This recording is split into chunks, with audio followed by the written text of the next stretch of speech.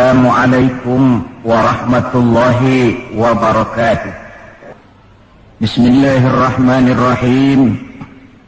Alhamdulillahi rabbil alamin. Wassalatu wassalamu ala asyrafil anbiya'i wal mursalin Sayyidina Muhammadin wa ala alihi wa ashabihil mujahidin at-tahirin, amma ba'du. Bapak-bapak, ibu-ibu, saudara-saudara, ma'asyiral muslimin rahimakumullah. Kita tahu bahwa sejarah sepanjang perjalanannya banyak mencatat orang-orang besar. Ada orang menjadi besar oleh karena pangkat, jabatan dan kekuasaannya. Apabila pangkat, jabatan dan kekuasaannya selesai, maka selesai kebesarannya sampai di situ. Ada orang menjadi besar oleh karena harta benda dan kekayaan yang dimilikinya. Bila suatu saat ia jatuh bangkrut, tamatlah kebesarannya sampai di situ. Ada pula orang yang menjadi besar oleh karena ia dibesar-besarkan dan berusaha setengah mati untuk mencapai kebesaran tadi. Bila satu saat terjadi pergeseran nilai, masyarakat mencemoohkannya, maka kebesaran itu pun selesai sampai di situ. Adapun Rasul yang kita peringati maulidnya saat ini, beliau besar bukan lantaran pangkat, jabatan dan kekuasaan. Beliau besar tidak karena harta benda dan kekayaan. Pun beliau menjadi besar tidak karena dibesar-besarkan oleh umatnya.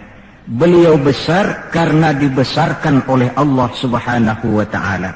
Satu kali orang sudah dibesarkan oleh Allah, bagaimanapun usaha orang lain untuk mengecilkannya, orang itu akan tetap menjadi besar. Tetapi satu kali orang dikecilkan oleh Allah, satu negara orang mau mengangkat dia, kalau memang dasarnya potongan nyungsep, tentu akan naik ke atas juga. Tidak ada seorang penulis pun, baik ia dalam Islam maupun dari luar Islam, jikalau mau bicara dengan jujur, yang tidak mengagumi kebesaran pribadi dan martabat Rasulullah sallallahu alaihi wasallam. Dalam satu kalimat yang indah, Imam Busairi di dalam qasidah burdahnya menjelaskan kepribadian beliau dengan untayan kata, kal badri fi syarafin wa zahri fi tarafin wal bahri fi karamin wa dahri fi himamin. Rasulullah itu, kata beliau, tinggi martabat bagai rembulan, tabah dan ulet laksana masa, dermawan bak samudra luas biru membentang, tabah dan ulet laksana masa. Itu sebabnya beliau oleh Allah dijadikan figur, dijadikan model dan pola sebagai contoh bagi kehidupan umat Islam. Sehingga di dalam Al-Quran Allah menyatakan, laqad kana lakum fi rasulillahi uswatun hasanah. Sungguh telah ada bagi kamu pada diri Rasulullah itu contoh teladan yang sangat baik. Timbul pertanyaan, mengapa Rasul menjadi contoh buat kita? Pertama, beliau menjadi contoh buat kita karena beliau manusia, hidup dan berjuang secara manusiawi. Kalau manusia disuruh mencontoh manusia, tentu wajar. Yang tidak wajar kalau manusia disuruh mencontoh jin atau malaikat. Maka dalam ayat Quran Allah menyatakan, laqad ja'akum rasulun min anfusikum. Sungguh telah datang kepadamu seorang rasul, yang rasul itu berasal dari jenis kamu manusia. Saudara-saudara, kalau rasul yang diutus Allah itu jin atau malaikat, kemudian berhasil di dalam tugasnya, barangkali kita tidak perlu kagum. Datang rasul ke dunia ini, rasulnya jin. Saya yakin satu dunia mungkin orang beriman semua, tetapi bukan karena ikhlas dan yakin, mungkin karena ngeri sama rasulnya. Bayangkan kalau rasul jin dia turun ke alam ini, dengan segala macam tingkah polanya, mungkin orang sedunia akan menjadi beriman. Yang kedua, Rasul menjadi contoh di dalam kehidupan kita karena pribadi beliau lengkap. Artinya, jikalau kita kebetulan seorang pemimpin, beliau juga pemimpin. Jikalau kita seorang jenderal, beliau memimpin tentara di medan perang. Jikalau kita seorang kepala rumah tangga, beliau punya anak dan istri. Jikalau kita seorang guru, beliau mengajar jamaah di masjid. Jikalau kita seorang pedagang, beliau pun pedagang yang jujur. Jikalau kita seorang mubalik, beliau juga berdakwah menyampaikan Islam kepada manusia. Di dalam keseluruhannya itu tercemin uswatun hasanah, contoh teladan yang sangat baik. Maka kehabisan alasan seorang muslim yang tidak mencontoh pribadi beliau. Oleh sebab itu ironi dan sangat kita sayangkan jikalau seorang muslim tahu betul sejarah kehidupan Benito Mussolini, dia hafal sejarahnya Adolf Hitler, dia tahu sejarahnya Napoleon Bonaparte, dia hafal benar ajarannya Karl Marx, tapi dia buta terhadap hidup dan kehidupan Rasulullah sallallahu alaihi wasallam. Saudara hadirin yang berbahagia, yang akan kita bicarakan pada kesempatan ini, bagaimana cinta Rasul kepada umatnya dan bagaimana sewajarnya cinta kita umatnya kepada beliau. Bahwa Rasul yang kita peringati maulidnya saat ini cinta betul kepada kita umatnya, dapat saya kemukakan beberapa data. Dari sini nanti kita introspeksi.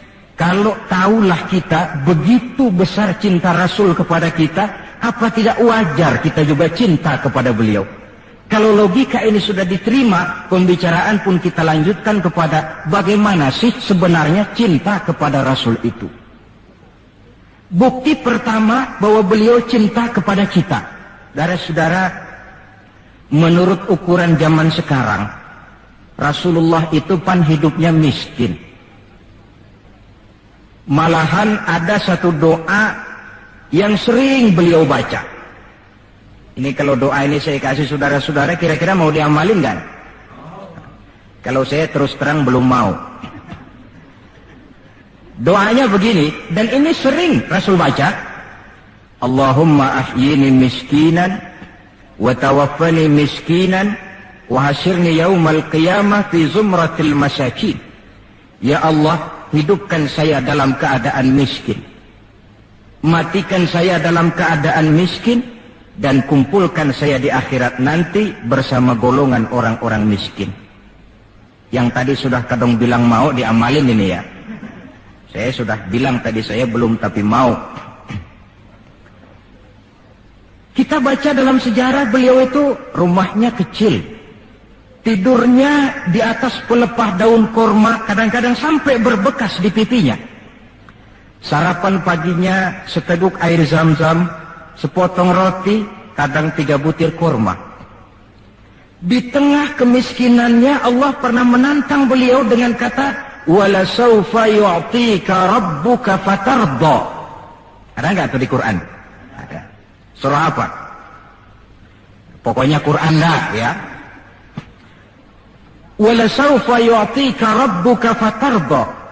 Allah akan memberikan kepadamu wahai Muhammad apa saja yang menyenangkan hatimu. Apa yang kamu mau, ngomong saja, Allah berikan. Jikalau engkau Muhammad kepengen kekuasaan yang luas, kami angkat kau menjadi raja di raja, menjadi king of king, istilah kerennya. Jikalau kamu kepengen kaya Muhammad, itu Jabal Uhud sanggup menjadi bukit emas. Sehingga itu di dalam Barzanji diceritakan, warawadathul jibalu bi an takuna lahu zahaban fa'aba. Jabal Uhud menawarkan diri menjadi bukit emas, tetapi Nabi menolak. Jikalau engkau wahai Muhammad kepingin wanita cantik, bilang saja anak siapa. Ditawarkan semacam ini, beliau menjawab, idzan ya Rabb, la arda wa wahidun min ummati finnar. Kalau memang demikian ya Allah, apapun saja yang diberikan kepada saya, berikanlah saya kekuasaan yang luas, berikan saya emas sebesar Jabal Uhud, berikan saya kekayaan yang tak ternilai sekalipun, seluruhnya tidak akan sanggup menyenangkan hati saya selama saya dengar masih ada satu saja umat saya yang masuk ke dalam neraka. Ternyata di tengah kemiskinannya, tawaran harta tidak menggiurkan beliau. Tawaran kekuasaan tidak menggiurkan beliau. Yang difikirkan siang malam adalah keselamatan kita umatnya ini. Cuma kadang-kadang kita umatnya yang dipikirin ini seperti pepatah, ada itu pepatah Prancis, balung-balung langka dagingnya, ditulung-tulung langka elinge. Ya, saudara tentu tahu artinya itu, tidak usah saya terjemahkan. Bukti pertama. Bukti yang kedua, ketika turun perintah hijrah, ketika itu posisi umat Islam di Mekah sudah sangat terpepet. Sebagian sahabat sudah mengusulkan kita hijrah saja ya Rasul. Hijrah sih hijrah, tapi ini komando belum turun. Sebab kita tahu kebijaksanaan apapun yang beliau ambil tentu menunggu wahyu. Wa ma yantiqu 'anil hawa in huwa illa wahyu yuha. Nah, lantas ketika benar-benar turun itu perintah hijrah, beliau pidato di depan para sahabat, saudara-saudara, perintah hijrah sudah turun. Berangkatlah tuan-tuan lebih dulu ke Madinah. Lalu Anda sendiri kapan ya Rasul? Saya belakangan. Kenapa mesti belakangan? Tuan-tuan harus tahu. Yang dicari, yang dikejar-kejar, yang diancam akan dibunuh itu saya. Jikalau kita hijrah bersama-sama ke Madinah, kita akan dikejar-kejar terus. Tapi kalau tuan-tuan berangkat lebih dulu ke Madinah, sementara saya tetap berada di kota Mekah ini, tuan-tuan akan sampai ke kota Mekah dengan tenang dan selamat, sebab saya yang mereka cari masih tetap berada di kota Mekah. Keadaan begitu kritis. Tapi umatnya dulu disuruh hijrah, beliau bertinggal di kota Mekah menghadang mara bahaya. Ini rupanya pemimpin lebih mementingkan keselamatan orang yang dipimpinnya daripada keselamatan dirinya sendiri. Enggak mentang-mentang turun perintah hijrah terus ngepak koper. Umatnya yang disuruh berangkat dulu. Keselamatan umatnya yang dipikirkan. Cintanya kepada umatnya. Bukti yang ketiga, saudara-saudara, bahwa Rasul cinta kepada kita. Dikala beliau akan datang ajal, hari Senin tanggal 12 Rabiul Awal seperti hari kelahirannya. Dikala itu sakit beliau sudah agak payah.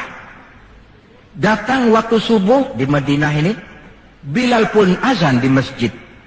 Selesai azan, sebagian sahabat melakukan sholat sunnah qobliyah, lalu menunggu kedatangan baginda Rasul sallallahu alaihi wasallam untuk mengimami sholat subuh. Lantaran ditunggu lama tidak datang, akhirnya Bilal diutus menjemput baginda Rasul. Ketika sampai di rumah, beliau berkata, Bilal, sakitku sudah agak payah ini. Rasa-rasanya tak kuat lagi aku jadi imam. Kau kembalilah ke masjid, sampaikan ini kepada semua sahabat dan minta kesediaan Abu Bakar menjadi imam. Bilal dengan muka sedih dan air mata berurai membasahi pipi, berangkatlah ke masjid. Saudara-saudara, baginda Rasul sudah tidak kuat lagi mengimami sholat. Beliau perintah Abu Bakar untuk menjadi imam. Kata Abu Bakar, saya tidak mau jadi imam kalau baginda Rasul masih hidup. Ini termasuk akhlak, etika para sahabat. Akhirnya satu masjid nangis semua. Sholat subuh belum nangis. Sampai tangisan itu kedengaran ke rumah Nabi. Beliau berkata kepada putrinya Fatimah, coba kau lihat kenapa orang di masjid nangis. Setelah Fatimah kembali lapor, Abah, mereka sedih karena sadar bahwa saat berpisah sudah hampir datang. Kalau begitu, suruhlah Bilal kemari. Datang Bilal, dipapah Rasul berangkat juga ke masjid mengimami sholat. Sholatnya ringkas. karena beliau sakit. Dan memang beliau juga mengajarkan, idza amma ahadukumun nas falyukhaffif. Kalau kamu jadi imam, ringankan sholatmu. Kalau jadi imam jangan panjang-panjang. Sebab apa? Di belakang kamu yang jadi makmum itu orangnya tidak sama semua. Ada orang tua yang diri saja sudah payah. Ada orang yang punya penyakit darah tinggi, kalau sujud kelamaan kepalanya ngebet. Ada yang habis sholat janji mau terima duit, kakinya sudah gatal kepengen pulang. Kalau jadi imam jangan lama-lama, kata Rasul. Tetapi kalau kamu sholat sendirian, falyutawil masya'a, persilakan sepanjang yang menurut kamu mau. Jangan mentang-mentang sudah dipilih jadi imam, overacting. Jadi imam sholat isya, rakaat pertama selesai Fatihah surah Baqarah. Rakaat kedua selesai Fatihah surah Yasin. Namanya makmum, tidak punya alternatif, tidak punya pilihan, ikut sih ikut. Tapi kan hatinya kan ngedumel. Paling sekali ini doang dah gua sembahyang di sini. Besok nggak bakalan gua balik lagi. Kenapa? Imam nggak tahu diri. Jadi bahasa lain, kalau dalam bahasa sosial ini, imam harus ngerti aspirasi makmum. Pemimpin mesti tahu kehendak orang yang dipimpinnya. Kalau tidak, yang akan timbul pasti partisipasi semu. Yang saya khawatir, kalau makmum dipaksa mengikuti maunya imam, yang akan makin subur ialah timbulnya mental-mental munafik. Manis jika berhadapan, balik belakang lain bicara. Pandai bermain minyak di atas air, tapi pada gilirannya menggunting dalam lipatan, menjegal kawan seiring. Sopannya kayak belangkon, depan rata, belakang ngepelin. Tentu kan tidak enak timbul partisipasi yang semacam ini. Selesai sholat, baginda Rasul bangun, lalu pidato singkat di depan para sahabat. Saudara-saudara, rasa-rasanya saat berpisah sudah akan datang. Lama kita bergaul, tentu sedikit banyak terjadi kesalahan yang saya lakukan. Maka barang siapa yang pernah saya pukul tanpa saya sengaja, balaslah sekarang. Barang siapa yang hartanya pernah saya ambil tanpa alasan yang hak, silahkan dia tuntut dari saya. Mana ada pemimpin menjelang wafat ini minta dipukul oleh umatnya. Hening suasana, sahabat terfekur semua, berurai air mata. Di dalam keheningan yang demikian rupa, tiba-tiba seorang sahabat bangkit. Saya ya Rasul. Ada apa? Sahabat itu namanya Sawad, sesuai dengan namanya, orangnya rada hitam. Ya Rasul, dalam satu peperangan, Tuan mau mecut onta. Tuan sih mungkin nggak lihat bahwa saya di belakang onta itu, saya kena pecut. Jadi bagaimana? Ya saya nuntut balas dong. Ini sahabat yang lain jengkel nih, Sawad gila juga. Orang sudah mau berpisah begini, masih nuntut balas. Baik Sawad, Umar, tolong ambilkan cambuk. Sayyidina Umar sambil nyerahin cambuk, Sawad, kalau bahasa kita, buat talangin aja dah. Gak usah Rasul, saya saja yang kau cambuk. Kata Nabi Umar, biar dia kena cambuk saya, biar dia balas saya. Silakan Sawad. Ya Rasul, apa lagi? Waktu saya kena cambuk Tuan, saya nggak pakai baju. Jadi biar seri dong. Tuan juga bukalah baju Tuan. Baik, Rasul buka bajunya. Ketika baju sudah dibuka, Sawad buang cambuk itu. Dia berlari merangkul badan Rasul seerat-eratnya. Sampai sebagian sahabat makin bingung. Ini apa maunya Sawad? Ya Rasulullah, saya tahu sebentar lagi kita akan berpisah. Saya tidak tahu apa di akhirat nanti kita bisa kumpul. Kalau saya untung masuk surga, mungkin kelas saya di surga lain dengan kelas Tuan. Itu kalau saya ke surga. Kalau saya nggak ke surga, sudah terang kita nggak akan ketemu. Maka sebelum saya berpisah dengan Tuhan, saya kepengen kulit badan saya yang hina ini bersentuhan dengan kulit badan Tuhan yang mulia. Kalau saya nggak akal-akalin begitu, Tuhan nggak bakalan buka baju katanya. Oh, rupanya itu yang dimaui Sawad. Sehingga Rasul dalam keharuannya beliau berkata, siapa yang ingin melihat contoh salah seorang penduduk sorga, lihatlah Sawad ini, karena dia cinta benar kepada saya. Setelah itu beliau kembali ke rumahnya. berkata kepada putrinya Fatimah, kalau ada tamu bilang Abah sudah tidak bisa terima tamu. Baik Abah. Sementara Allah memerintahkan malaikat maut datang, malaikat maut turun kau ke alam, ambil roh kekasihku Muhammad. Turun malaikat maut dalam bentuk manusia. Ketuk pintu, keluarlah Fatimah putri baginda Nabi. Tuan, maaf saja, ayah tidak terima tamu. Katakan, saya yang datang. Melihat roman muka orang ini, Fatimah gemetar seluruh badannya, lalu kembali kepada ayahnya, ayah, ada tamu. Saya bilang ayah tidak terima tamu. Dia malah berkata, katakan saya yang datang. Melihat roman mukanya, gemetar seluruh tubuh saya. Hebat orang ini. Siapa sih ayah? Baginda senyum. Fatimah, kau tahu siapa yang datang? Tidak tahu ayah. Yang datang itu hadimul lazat wa qati'us syahawat. Yang datang itu dialah yang menghancurkan seluruh kesenangan dunia. Dia yang memisahkan kita dengan semua yang kita cintai. Yang datang itu malaikat maut, suruh dia masuk. Ketika malaikat maut masuk, ya malaikat maut sudah datang saatnya. Ya Muhammad. Aina Jibril? Malaikat Jibril di mana? Sebentar lagi dia datang. Ketika turun malaikat Jibril, baginda Nabi bertanya, akhbirni ya Jibril, mali indallahi minal karamah. Wahai Jibril, tolong beritahu saya. Kalau sebentar saya menghadap Allah, kehormatan apa yang diberikan Allah kepada saya? Tidak usah khawatir Muhammad, kata malaikat Jibril. Inna abwabas sama qad futihat wal malaikatu saffu sufufan yantaziruna li ruhik. Pintu langit sudah dibuka. Malaikat sudah berbaris menunggu kedatangan rohmu yang suci.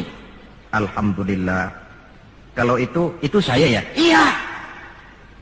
Kalau umat saya bagaimana Jibril? Umat saya.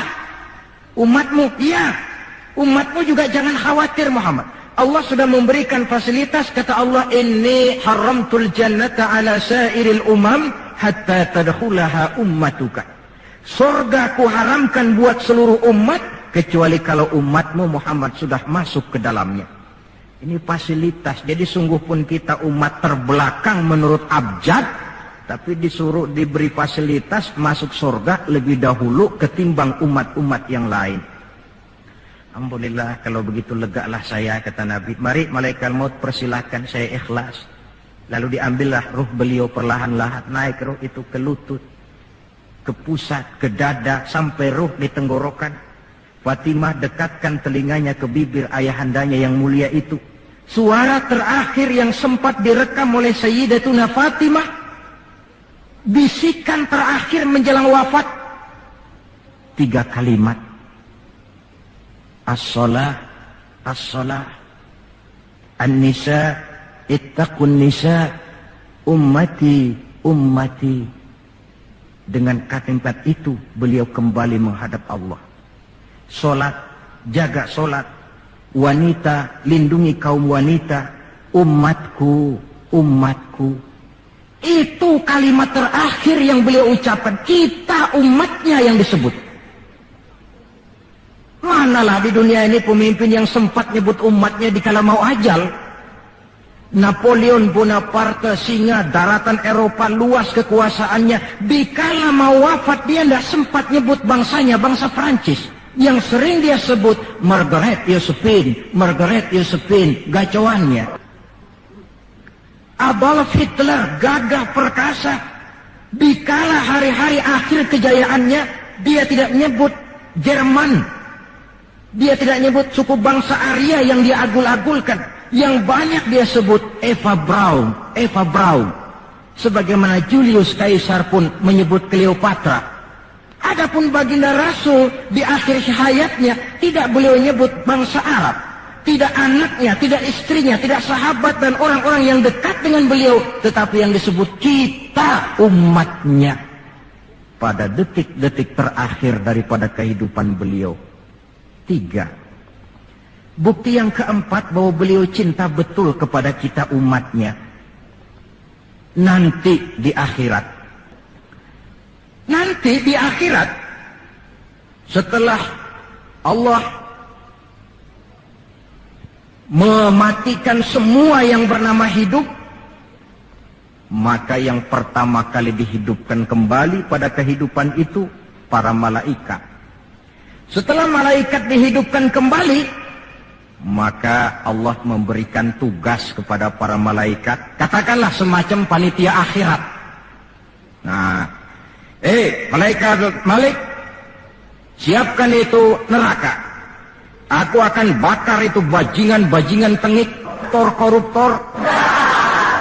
Mereka yang ketika di dunia tidak mau sujud, mereka yang jauh dari majelis taklim, mereka yang benci kepada ulama.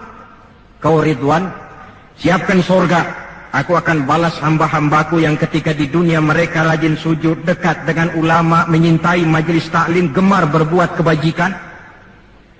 Kamu, Jibril dan Mikail berangkat ke surga, ambil kendaraan yang bernama Buraq, bawa pakaian kebesaran, turun ke alam, cari di mana kubur kekasihku Muhammad, bawa dia ke surga.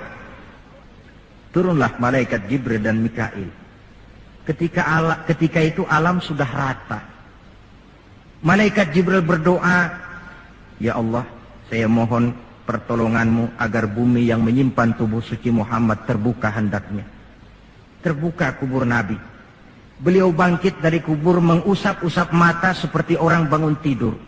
Tengok kanan malaikat Jibril, tengok kiri malaikat Mikail. Lalu beliau bertanya, "Ayyu yaumin hadza ya Jibril?" Ini hari apa ya Jibril? Kata malaikat Jibril, "Ya Muhammad, hadza ma wa'ada ar-Rahman." Inilah hari yang dijanjikan Allah. Ini hari kiamat Muhammad. Kiamat. Ya Jibril, jikalau ini memang hari kiamat, aina tarakta ummati? Kalau ini memang hari kiamat Jibril, umat saya di mana?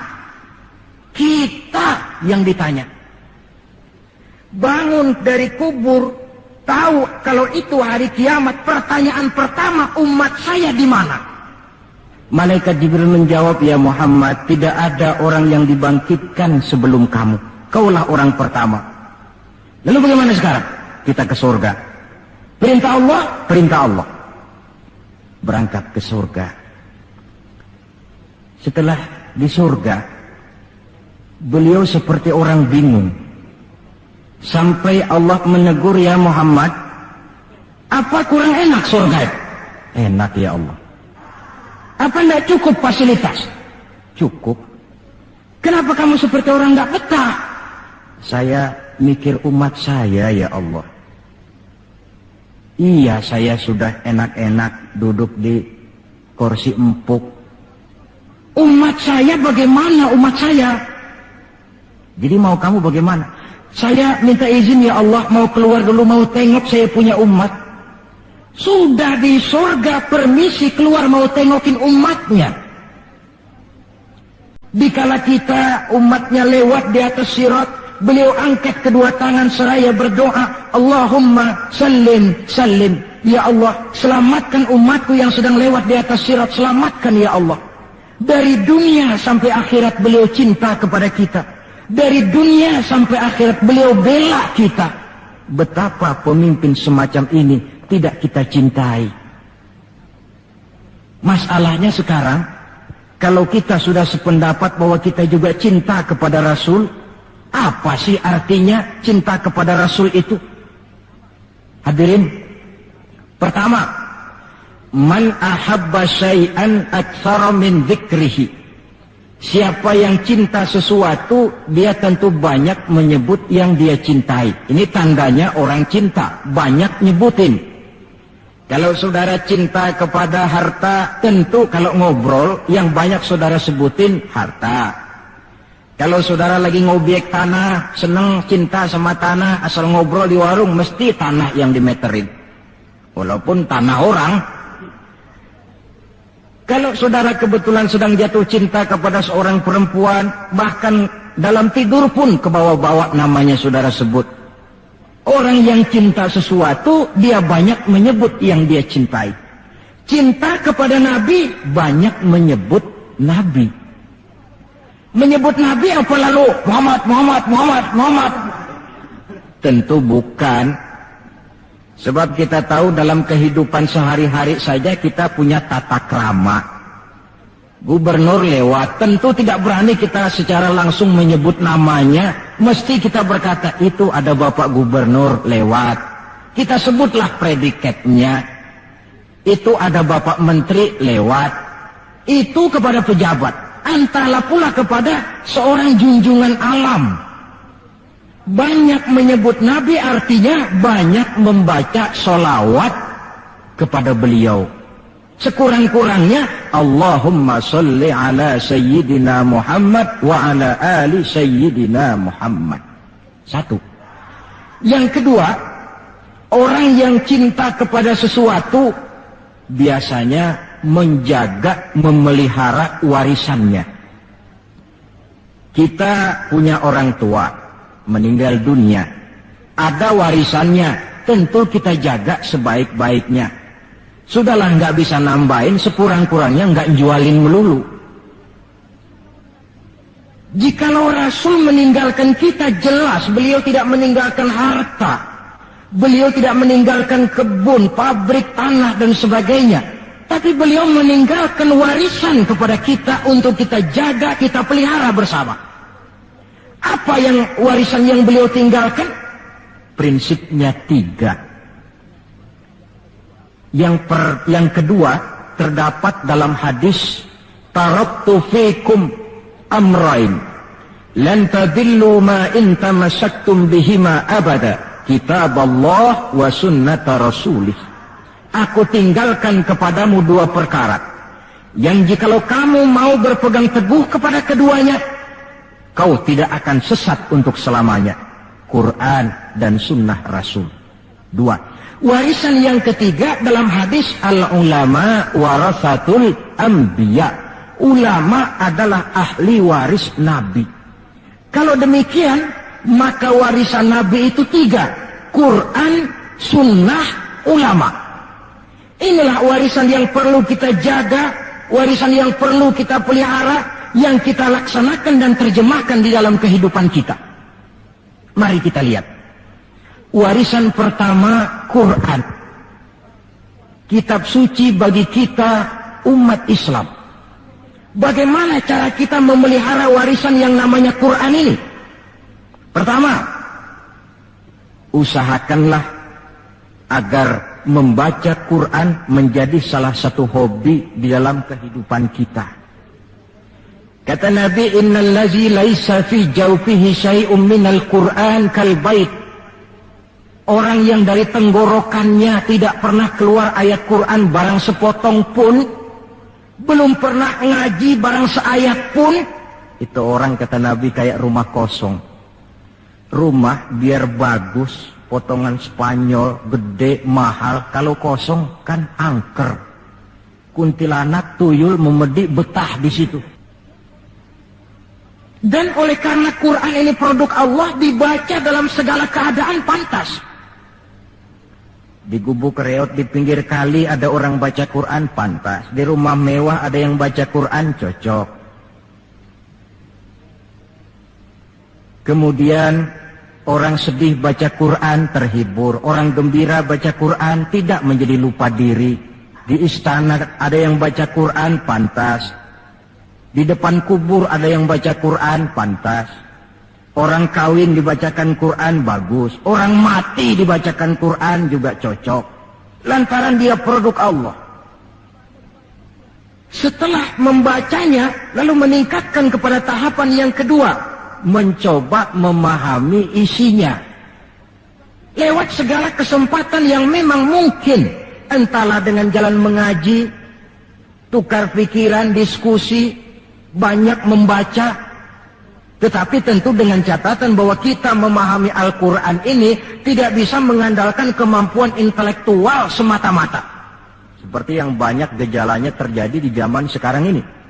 Di mana orang mencoba menggali hakikat Quran dengan mengandalkan kemampuan intelektualnya. Kadang-kadang bahasa Arab saja nggak ngerti. Dia gali Quran cuma sekedar lewat terjemahannya. Yang saya khawatir akan timbul kecenderungan di mana orang mikir dulu baru nyari ayat. Akhirnya ayat Quran dicocok-cocokin sama pikirannya. Bukan ada ayat dipikirin, tapi malah mikir dulu baru mencari ayat. Saudara hadirin, munculnya pesantren-pesantren kilat dalam upaya memahami Islam. Secara pribadi saya bersyukur, merasa gembira. Tetapi yang saya sayangkan jikalau dengan pesantren kilat itu lalu merasa bahwa diri sudah cukup. Setelah nyantren 1 minggu pesantren kilat, keluar pesantren sudah kayak pendekar. Ulama anu salah, kiai anu nggak bener, ustadz anu salah, semua ulama-ulama salah.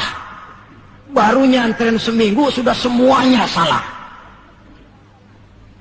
Lebih celaka lagi kalau nanti upaya memahami Islamnya, ini dalam bahasa sosialnya disebut frame of reference, seperti orang buta kenal gajah, yang mati-matian mempertahankan teori bahwa gajah itu tipis dan lebar seperti kipas, cuma karena kebetulan yang dia pegang baru sekedar telinga gajah. Maka upaya memahami Al-Quran tidak bisa dilepaskan kaitannya dengan bantuan orang yang ahli di bidang itu. Barangkali sudah banyak terjemahan Quran di dalam bahasa Belanda, bahasa Inggris, apalagi bahasa Indonesia, yang agak sulit sekarang mencari terjemahan Quran di dalam kehidupan kita. Saya sering ambil contoh ringan. Umpamanya, nih sensus versi saya. Konon kabarnya, menurut kata yang empunya cerita, penduduk Indonesia ini 90% beragama Islam. Betul kan? Nah. Kalau saya numpang tanya, dari jumlah 90% ini, berapa persen yang bisa baca Quran? Kira-kira ada nggak separuhnya? Rasanya nggak ada. 30%? 20% ada ya? 20% adalah, kurang-kurang dikit sama kawan jadilah 20%. Dari jumlah 20% yang bisa baca Quran, numpang tanya lagi, berapa persen yang bisa baca dan tahu artinya? Ada 5%? Saya kira adalah 5% berikut santri-santri yang di pondok pesantren itu. Dari jumlah 5% yang bisa baca Quran dan tahu artinya, berapa persen yang bisa baca, tahu artinya, lalu mengamalkan ajaran Quran? Ini yang masih bisa dihitung dengan jari. Sehingga tidak heran bahwa umat ini mayoritas, tapi lebih sering jadi penonton daripada jadi pemain. Lebih sering jadi objek daripada menjadi subjek. Dalam bahasa Arabnya lebih sering menjadi maf'ul daripada menjadi fa'il. Sebab kuantitas yang tidak diiringi oleh kualitas, ini yang bahasa Nabi, ghusa'un ka ghusa'is sail, seperti busa di lautan. Banyak tapi centang perenang, banyak tapi tidak punya daya dan kekuatan, dihempaskan ke tepian pantai tanpa punya makna dan arti. Kadang kita baca Quran, tapi sementara di pihak lain kita juga yang menginjak-injak isinya. Kita baca ayat, wa ahallallahu al-bai'a wa harrama riba. Allah halalkan jual beli, Allah haramkan riba, tapi renten ditelan terus. Kita baca ayat, wa qasimu bihablillahi jami'an wa la tafarraqu. Berpegang teguhlah kepada tali Allah, jangan kamu bercerai-berai, tetapi sesama muslim main pelotot-pelototan jalan terus. Yang kita baca kadang-kadang kita juga yang menginjak-injaknya. Ini warisan pertama, Al-Quran. Warisan yang kedua, sunnah Rasulullah Sallallahu Alaihi Wasallam. Yang diantara fungsinya menjelaskan apa yang oleh Al-Quran tidak dijelaskan dalam bentuk detail. Quran misalnya cuma mengatakan aqimis sholat, dirikan sholat. Bagaimana cara sholat? Tidak ada dalam Quran. Bahwa sholat mesti takbiratul ihram, mesti tahiyat, mesti ruku duduk di antara dua sujud, tidak ada dalam Quran. Yang menjelaskan itu semua sunnah. Quran cuma menjelaskan wa atimul hajja wal umrata lillah, laksanakan haji dan umrah karena Allah. Bagaimana manasik haji, bagaimana jumrah, bagaimana tawaf, bagaimana sa'i, tidak ada dalam Quran. Sunnah jelaskan semua itu. Nah, untuk memahami Quran dan sunnah, jalan apa yang kita tempuh? Jalan melalui warisan yang ketiga, yaitu para ulama. Diakui atau tidak, kita hutang jasa kepada para ulama. Yang dengan tekun Dari musola ke musola, dari pesantren ke pesantren, dari pengajian ke pengajian, membimbing, menjaga dan memelihara umat ini. Mereka tidak digaji, mereka pun tidak mendapat beras, hidup pun kadang-kadang miskin. Tapi lantaran panggilan moral menjaga, memelihara, membentengi akidah umat ini. Bersyukur kita bangsa Indonesia punya ulama dan punya umara. Kedua-duanya penting, kedua-duanya berjasa, kedua-duanya membangun. Tidak ada yang satu lebih penting dari yang lain. Cuma bidang pembangunannya saja yang lain-lain. Orang kadang-kadang usil, Pan. Apaan ulama katanya, kerjanya ngomong doang. Sekarang kan zaman pembangunan, perlu karya nyata. Mana ada kiai bangun jembatan? Ini saya pikir orang bicara begini ini nggak ngerti masalah. Bukankah asas manajemen yang modern saja mengajarkan the right man on the right job, the right man on the right place, bahwa orang harus ditempatkan sesuai dengan proporsinya. Nah kalau kiai disuruh bangun jembatan, apa Pak Lurahnya mau ngajar tafsir? Setiap kita membangun, cuma bidang pembangunan kita yang berbeda-beda. Dan kenyataan makin menunjukkan kepada kita, saudara-saudara, sekarang ini yang namanya ulama, maaf-maaflah, sudah merupakan jenis makhluk langka. Malahan barangkali sudah termasuk jenis makhluk yang harus dilindungi dari kepunahan ini. Dan mencetak sarjana lebih gampang ketimbang mencetak kiai. Saudara mau jadi sarjana, taruh sekolah 22 tahun dah, udah campur nggak naik itu. Tapi saudara ngaji dari kecil sampai 20-30 tahun, belum tentu loh jadi kiai. Dan nggak bisa minta. Mas, gua kan ngaji melulu, panggil gua kiai, kenapa sih? Loh, kiai minta begini kan nggak bisa. Kalau ilmunya diakui, akhlaknya jadi contoh, perjuangannya diteladani, umat bersimpati, lalu masyarakat beramai-ramai secara praktis menyebutnya kiai. SK-nya itu di tangan umat. Oleh karena SK-nya di tangan umat, dia tidak kenal pensiun dan jam kerjanya pun 24 jam. Kapan umat perlukan, dia mesti berangkat. Yang saya khawatir, kelangkaan ulama ini menyebabkan terjadinya pergeseran nilai, dan ini pernah dianalisa oleh baginda Rasul sallallahu alaihi wasallam. Apa kata beliau? Inna min asyratis sa'ah, sesungguhnya di antara tanda-tanda kiamat. Nggak usah mikirin kiamat beneran dah, saya juga nggak pengen ngalamin. Kiamat mini, kiamat kecil-kecilan. Apa itu? Hancurnya sendi-sendi kehidupan sosial. Maksiat merajalela, munkarat menjadi-jadi. Yang benar jadi salah, yang salah dianggap benar, yang hak menjadi munkar, yang munkar dibilang hak. Kemakmuran cuma kata, keadilan cuma teori. Hukum kayaknya cuma buat orang kecilan, orang gedean, kagak mempan hukum. Padahal hukum kalau sudah pandang bulu terang, yang enak yang banyak bulunya. Siapa yang banyak bulunya? Monyet. Kalau hukum pandang bulu, monyet keenakan. Pergeseran nilai terjadi. Kiamat macam ini yang kadang-kadang kita temukan dalam kehidupan. Penyebabnya apa? Kata Nabi yang pertama, ayyurfa'al ilmu. Ilmu diangkat oleh Allah. Bagaimana cara Allah mengangkat ilmu dan apa maksudnya? Allah mengangkat ilmu pertama dengan jalan mematikan ulama. Makin banyak ulama wafat, makin banyak ilmu ditarik. Yang kedua, kurangnya minat orang belajar agama.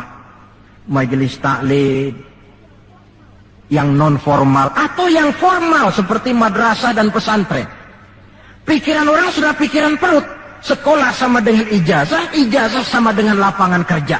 Dalam kondisi macam itu, madrasah mendapat perhatian sebelah mata. Maksudnya apa ilmu ditarik ini? Agama dikucilkan. Kalau 1-2 kali disebut-sebut agama, itu cuma alat pelengkap saja. Agama cuma pidato, agama cuma seminar, agama cuma kongres, agama cuma muktamar. Tapi bahwa agama jauh dari kehidupan sehari-hari, itu merupakan realita. Agama sudah tak ubahnya dengan daun pisang yang dikait di tepian jalan lantaran diri tak berpayung di ketika hari hujan. Dan manakala hujan usailah sudah, daun itu pun dicampakkan di tepi jalan, diinjak pula orang nan lalu. Dikala dilihat agama membawa untung, rame-rame teriak agama. Coba lihat tahun 65 begitu PKI meletus, wah rame-rame, banyak mobil-mobil mewah parkir di masjid. Begitu keadaan aman, cuman sepeda butut yang ketinggalan di depan masjid. Ini yang Allah jelaskan watak begini ini. Kullama adha'a lahum masyaw fih wa idza azlama alaihim qamu. Mentalitas munafik. Waktu terang mereka berangkat, waktu gelap mereka mandek. Ketika di Islam dilihat ada untungnya, rame-rame teriak Islam. Asal ada untungnya, Pak, saya Islam Pak, KTP saya aja Islam. Waktu ada untungnya. Tapi ketika diminta berjuang, dituntut berkorban, yang lain dulu dah. Yang lain dulu. Nah, kalau ilmu sudah ditarik, timbul ekses berikutnya. Apa kata Nabi? Wa yuzharul jahlu, nampak kebodohan di mana-mana. Lantaran ulama tidak ada yang menjelaskan halal haram, hak batil, ma'ruf munkar, tidak ada. Orang hidup menurut seleranya, timbul permissive society.